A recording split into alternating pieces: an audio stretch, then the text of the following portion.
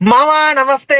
Varanasi glimpse ఇప్పుడే చూడడం జరిగింది. యాజ్ ఎ బాబు ఫ్యాన్ గా గూస్ బంప్స్ అనే మాట చిన్నది, చాలా చిన్నది. ఎందుకనంటే బాబుని రెండు విధాలుగా చూడడంలో మనకు ఒక అడ్రినలిన్ వస్తుంది. అది యాజ్ ఎ బాబు ఫ్యాన్ గా మీరందరు రిలేట్ అవ్వచ్చు. బాబు పరిగెడుతుంటే చూడడం కానీ, లేదంటే ఒక ఇంటెన్స్ అగ్రెషన్ తో బాబు ఇచ్చే లుక్ ని చూస్తే గానీ వచ్చే kick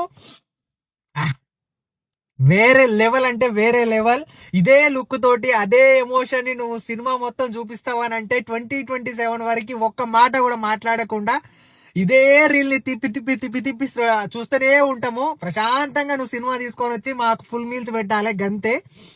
and over this topic, ఇక రాజమౌళి గురించి మాట్లాడాలనుకుంటే, అయ్యా రాజమౌళి, ప్రపంచానికి ఇండియన్ సినిమాని పరిచయం చేస్తా అని చెప్పి నువ్వు కంకణం కట్టుకున్నావు అంటే ఏమో అనుకున్నా. What is India? India is the land of ధర్మ అని చెప్పేసి మనకు ఒక స్టేట్మెంట్ ఉంది. అది అందరికీ తెలుసు, మనం మాట్లాడుకునే మాట అది.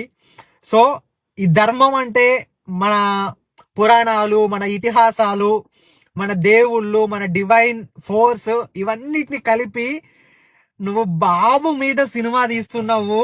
మేము అసలుకి మిస్ అయింది బాబులో అదే ఇన్ని రోజుల నుంచి. మామూలు కిక్ కాదు ఇది.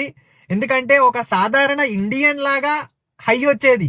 హైందవ ధర్మాన్ని, హిందూ ధర్మాన్ని ప్రపంచానికి అట్లా ఎలుగెత్తి చూపబోతున్నావు. అదొక first satisfaction. Second satisfaction, as a Babu fan గా బాబుని మేము చూడని ఒక జస్ట్ కలేజాలో దేవుడు దేవుడు అని అంటేనే మాకు ఎక్కడికో వెళ్ళిపోయినాం.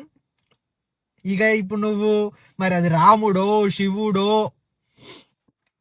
ఏమో తెలియదు. ఎద్దు మీద కూర్చొని త్రిశూలం పట్టుకొని రుద్రాని పేరు పెట్టి శివుడు అంటున్నావు, లేదనంటే రాముడిని చూపించినావు. విజేంద్ర ప్రసాద్ గారు హనుమంతుడు అని మాట్లాడుతున్నాడు. ఏ క్యారెక్టర్ చూపిస్తున్నావో మాకు తెలియదు, కానీ బాబుని మేము మిస్ అయింది మాకు చూపిస్తున్నావు. Thank you.